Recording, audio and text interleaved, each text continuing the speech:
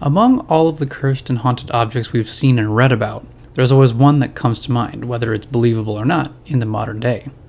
This item is a Raggedy Ann doll called Annabelle. The doll revolves around one of the cases of the famous demonologist Ed and Lorraine Warren, who are highlighted in the Conjuring movie series, and where Annabelle's story is loosely told somewhat in the first Conjuring film. There are also 3 separate Annabelle movies, including Annabelle, Annabelle Creation, and Annabelle Comes Home. This doll is infamous for her dark purposes and overall ominous auras. It's safe to say that many fans of the paranormal horror movies enjoy delving into the figure of Annabelle and all of her spooky stories. In this episode, we return to the idea that a spirit can be attached to an item or a place due to a tragedy or somewhat unjust death, or perhaps that the spirit wants to linger on for personal reasons. Other reasons include that a demonic spirit can try to possess people in several different stages, as mentioned in our Stages of Demonic Possession episode, or that it will wait for people to lower their guards and include themselves in their lives until the time is ready to strike. So this is Grim Captivation, the paranormal podcast, and this is the story of Annabelle.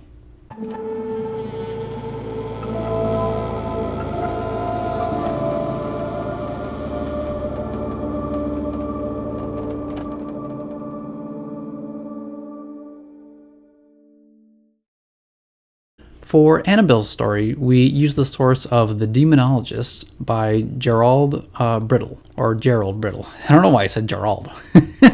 Gerald Brittle, there you go, who made the biography of Ed and Lorraine's extensive paranormal cases. So check it out if you want to go further into all that stuff, because it's really fascinating.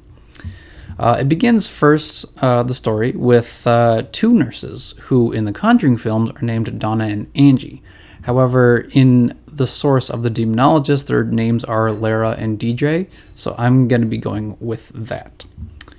So when Ed and Lorraine first heard about the Annabelle case, it was actually a referral from a clergyman of the Catholic Church. The referral this time came from an Episcopal priest. Calling from the church's administrative offices in Connecticut, the clergyman was relaying a message he'd received from a minister elsewhere in the state. Though the information the priest had was sketchy, he nonetheless told Ed Warren that 2 young nurses had communicated with what they took to be a human spirit. The priest doubted that was the case, however, because the plea for help included the fact that one of the girl's friends had been attacked physically. Though the wounds were not serious, activity was still in progress, and one of the girls seemed to think that there was something alien inside of her apartment.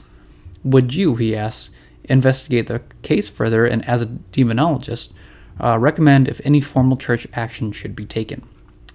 Ed would agree to this case, agreeing with the clergyman that a negative spirit was somehow involved with these 2 nurses. Soon after, Ed and Lorraine made their way to a low-rise apartment, where Lara and her fiancé Cal were there along with her friend DJ. Ed brought a tape recorder and a camera for their files and cases. As they sat down, Ed and Lorraine began to ask what was happening, where DJ first mentions Annabelle's name. Ed asked who Annabelle was, where Lara replies that she belonged to DJ. Lorraine asked them, "Is Annabelle a living, breathing being?" To that, DJ responds, "Is she alive? She moves. She acts alive. But no, I don't think she's alive." Lorraine asked if they were talking about the doll, and Lara said, "The big Raggedy Ann doll. That's Annabelle. She moves." Ed began to study the doll. It was big and heavy, the size of a 4-year-old child, sitting with its legs stretched out on the sofa.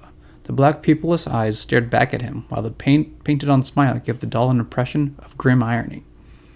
DJ explains that she received the doll from her mother as a birthday gift, simply for decoration and nothing more. Coming to the first paranormal activity, it actually started almost a year before they had called in for help. DJ explained, "The doll started to move around the apartment by itself. I don't mean it got up and walked around or any such thing. I mean, when we'd come home from work, it would never be quite where we left it. After I got the doll for my birthday, I put it on my bed each morning after the bed was made. The arms would be off to its side, and its legs would be straight out, just like it's sitting there now. But when we'd come home at night, the arms and legs would be positioned in different gestures. For instance, its legs would become crossed at the ankles, or its arms would be folded in its lap. After a week or so, this made us suspicious. So to test it, I purposely crossed its arms and legs in the morning to see if it really was moving. And sure enough, every night when we'd come back home, the arms and legs would be uncrossed and the thing would be sitting there in any of a dozen different postures. Lara would also add more to these creepy happenings. It did more than that. The doll also changed rooms by itself. We came home one night and the Annabelle doll was sitting in a chair by the front door. It was kneeling. The funny thing about that was when we tried to make the doll kneel, it would just fall over. It couldn't kneel. Other times we'd find it sitting on the sofa, although when we left the apartment in the morning, it'd be in DJ's room with the door closed. If the doll moving around on its own wasn't creepy enough, Annabelle would leave small notes and messages for them, with the handwriting resembling that of a small child. DJ explained that the notes would say things that meant nothing to us. Things that would be written like "help us" or "help Cal." But Cal wasn't in any kind of jeopardy at the time, and who us was, we didn't really know. And the paper it wrote on was parchment. I tore the apartment apart looking for parchment paper, but again, neither of us had such a thing. The one thing that really scared the nurses, however, was when one night they came home to find the Annabelle doll sitting in DJ's bed, but there was blood on the back of its hand and 3 drops of blood on its chest. On the flip side, during Christmas time, they found a small chocolate on their stereo that no one had bought, and they presumed that it came from Annabelle. So after learning about the messages and blood, Lorraine asked about how they found out about Annabelle and her name. They said they contacted a medium who told them the story of Annabelle's short past. She was 7 years old and her name was Annabelle Higgins. The Annabelle spirit said that she played in the fields long ago before these apartments were built. She felt that she would be able to understand her. That's why she began moving the rag doll. All she wanted was to be loved, and so she asked if she could stay with us and move into the doll. What could we do? So we said yes. Ed was shocked at her decision, asking, "What do you mean it wanted to move into the doll? Do you mean it proposed to possess it?" Both Lara and DJ agreed to this statement. They also added that one time a statue lifted up across a room, tumbled into the air, and fell onto the ground. Both Lara and DJ also argued that they cared more about the Annabelle's spirit than the actual doll itself. Cal, on the other hand, would call it a voodoo doll, and that it was just taking advantage of them. His resentment to the doll stemmed from a few bad experiences that he'd had with Annabelle, starting with bad dreams, but one experience that he claimed was not a dream. He tells the story as such. The thing gives me bad dreams, reoccurrent ones. But yet, what I'm going to tell you is not a dream as far as I'm concerned, because I somehow saw this happen to me. The last time it happened, I fell asleep at home, a really deep sleep. While I was lying there, I saw myself wake up. Something seemed wrong to me. I looked around the room, but nothing was out of place. But when I looked down towards my feet, I saw the rag doll, Annabelle. It was slowly gliding up my body. It moved over my chest and stopped. Then it put 2 arms out. One arm touched me side of the neck, the other touched the other side like it was making an electrical connection. Then I saw myself being strangled. I was writhing and trying to push the doll off my chest, but I might as well have been pushing on a wall because it wouldn't move. I was literally strangling to death, but I couldn't help myself, no matter how hard I tried. Cal mentions this was not the only physical attack that they called in for, but this physical attack happened when he and Lara were planning a trip and when they heard a sound from another room. He crept inside, but suddenly yelled and grabbed for his chest. He was doubled over, cut, and bleeding when Lara got to him. Blood was all over his shirt. Cal was shaking and scared, and he went back out into the living room. They both then opened up his shirt, and there on his chest was what looked like to be some sort of claw mark. DJ also saw the claw marks, 7 in total. 3 were vertical and 4 horizontal. Strangely enough, these cuts healed in a couple days. Ed explains to them very bluntly. To put it in a nutshell, folks, you inadvertently brought a spirit into this apartment and into your lives. You're not going to be able to walk away from that easily. When Father Everett comes here, he's going to have to perform a sort of blessing, an exorcism of the premise. Ed proceeds to explain the reason of how and why this Annabelle spirit had been moving and leaving notes. To begin with, there is no Annabelle. There never was. You were duped. However, we are dealing with a spirit here. The teleportation of the doll while you were out of the apartment, the appearance of notes written on parchment, the manifestation of 3 symbolic drops of blood, plus the gestures the dolls made were all meaningful. They tell me that there was intent, which means there was an intelligence behind the activity. But ghosts, human spirits, plain and simply can't bring on the phenomenon of this nature and intensity. They don't have the power. Instead, what's taken over here is something inhuman, demonic. Ordinarily, people are never bothered by inhuman demonic spirits unless they do something to bring the force into their lives. Additionally, after the nurse's first mistake of acknowledging the doll and allowing the demonic spirit to enter into the doll under this disguise, Ed explains their other mistake was calling in the medium. Whoever functioned as the medium was unwittingly used as an instrument of communication by the entity. During the sitting, this inhuman spirit fed you false information. The demonic is a liar. It's ever been called the father of lies. Well, you were lied to by a spirit of deception, and unknowingly you believed it. Your worst mistake, though, was in giving the spirit the permission it needed to move into the doll. Now, what happened to Cal earlier this week was bound to occur sooner or later. In fact, you all stood in jeopardy of coming under possession by the spirit. This is what the thing was really after. But Cal here didn't believe in the charade, so he was an ongoing threat to the entity. One way or another, there was bound to be a showdown. And what happened? For starters, it tried to strangle Cal to death. When that failed, it cut him with a symbolic claw mark. We've seen this claw mark in other cases. It's a telltale sign of an inhuman presence. You got off easy this time. Has the spirit ever been given another week or two? You might have all been killed. Soon after getting the story set straight, Father Everett arrived to perform the blessing and possible exorcism if needed. However, after Father Everett performed and recited the Episcopal blessing, which is actually more focused on filling the home with the power and the positivity of the power of God, Lorraine, considered an excellent clairvoyant, claimed that whatever malicious entity was free to roam was no longer with them. The Warrens took the Annabelle doll with them once this blessing was completed. On their trip back, Ed placed the doll in the back seat of their car, but avoided traveling on the interstate in case the entity was not yet separated from the doll. At each dangerous curve in the road, their new car began to stall, causing the power steering and brakes to fail. Repeatedly, the car verged on collision. The third time, the car stalled along the road. Ed reached into his black bag, took out a vial, and threw a sprinkling of holy water on the rag doll, making the sign of the cross over it. The disturbance in the car stopped immediately, allowing the Warrens to reach home safely. Similar to the nurse's story, Annabelle would begin to move around and show up in the different rooms of the Warrens' house. They would often find the doll sitting in Ed's easy chair when they opened the main front door. It also turned out that Annabelle came with a friend, a black cat, that would occasionally materialize besides the doll. The cat would stalk around once around the floor, taking particular notice of books and other objects in Ed's office, then return to the doll side and dematerialize from the head down. Apparently, the spirit residing within Annabelle hated clergymen and anything holy. One day, a Catholic exorcist, Father Daniel Mills, asked Ed about Annabelle, and when he visited the doll, he said to the doll, "You're just a rag doll, Annabelle. You can't hurt anything." The exorcist was soon involved in a terrible car crash and was almost killed in this accident. Lorraine had warned him to be careful about this before he went out as well. On another occasion, Ed recounts, "I was in my office working with a police detective on a case that was concerned a witchcraft-related murder in the area. As a cop, he's seen every kind of crime. He's definitely not the sort of man who gets scared.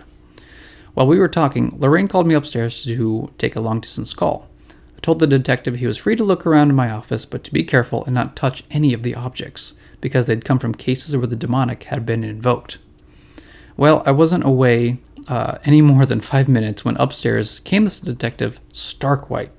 When I asked him what had happened, he refused to tell me. He just kept mumbling, the rag doll is real. He was talking about Annabelle, of course. That little doll made a believer out of him. In fact, as I think back on it, any meetings I've had with the detective from that day on have always been in his office. Other instances occurred with the Annabelle doll, but this is where the main story of the demonic spirit mostly stops. Placing the doll inside of a wooden enclosure, the spirit is trapped there and is blessed continuously. On the front side of the glass, there is an image of the devil, almost in a tarot style, and a sign that reads, "Positively do not open." And above the door there is a cross for extra protection. Some visitors do claim to see this doll move, and its aura is still dark and menacing. And coming back to the film industry, the Annabelle doll has a much creepier appearance than a regular Raggedy Ann doll. And although the backstory of the little girl, pretty much dying unjustly, is a lie made out of the demonic entity dwelling within, the film of Annabelle creation explains the story, pretty creatively. It's just to say that. Her first appearance in the first Conjuring movie was already ominous, appearing in different places and around the Warrens' house and always moving around during the night. Demonic forces draw in their power during the night, as most would probably suggest, and their sneaky, unseen traits just adds to the creepy factor of what they already are. So, just to kind of put it shortly, is the demonic spirit dwelling inside of the Annabelle doll real? Well, kind of add on to it is the story behind this spirit and its terrifying instances with the nurses and the Warrens true. Just to kind of add to it, the whole thing of demonic entities and always telling lies, so it's like, okay, well, the story of Annabelle herself, like the little girl, dying at a young age, was pretty much told to them as a lie. So if that's a lie, if that truth is a lie, so to speak, is the story true? And of course that can go along with any of the other paranormal stories that I'll be reading. But as always, it's up to us to believe in either malevolent or benevolent spirits. Yeah. Constantly seeking for humans, either to sway their souls either way with malevolent spirits, trying to bring our own souls into destruction, into the leagues of the devil, the father of lies himself. And of course, I would always ask one last question to you guys all. Would you visit the Annabelle doll if you were given the chance? I know that right now the Warrens Occult Museum, kind of like the Paranormal Museum, I think it's closed for the time being. I don't know how long it's going to be remaining closed or not. But would you guys visit the Annabelle doll? I don't know. It's up to you guys. I think I would. I do have, obviously, I didn't really want to mention it before, but you can tell, guys, that I really love the figure of Annabelle. You got the blankets, and you got the shirts, and you got all the paintings and the figures and things like that. I would totally go and visit Annabelle. The Raggedy Ann, actually right here, this painting right here, kind of depicts, like, in a way, what the Annabelle doll would look like. I don't have an actual doll with me to really represent what it is, so I'll probably just put a picture or something, or you guys can just look at the painting over there. What would you guys do if you were face to face with this Annabelle doll? And what do you think about the Annabelle doll, just in general? And I know that this is kind of like a shorter video, but this is also just based only on one demonic entity, only one doll of Annabelle. I didn't really want to go too much into the films because I guess like this show is kind of more about like the tales, the original tales that the spirits were originally involved in. For me, I was definitely introduced to Annabelle through the Conjuring, movies. Didn't really know about it until it was like the whole ominous of based on the true stories. So of course, after that, I had to look into it with Ed and Lorraine's cases, the actual Conjuring case, which I'll probably eventually go into because it's one of my favorite movies.